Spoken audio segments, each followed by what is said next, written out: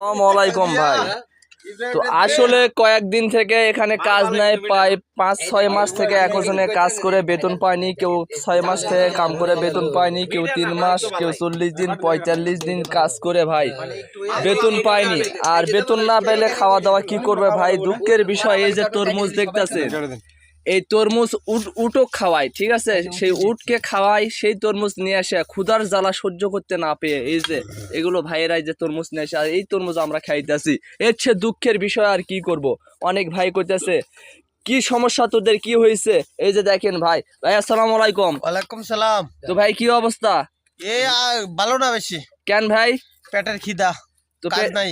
কাজ নাই? টাকা পয়সা আপনার কাছে নাই? টাকাও নাই, কাজও নাই, খাবারও নাই, চাউলও নাই। কালকাতে চাউল নাই। এই জায়গায় উটের মাঝরাতে এই তরমুজ উটের জন্য নিয়ে আইছিল, ওইখান থেকে আমরা পেটের ক্ষুদায় 5-7টা তরমুজ নিয়ে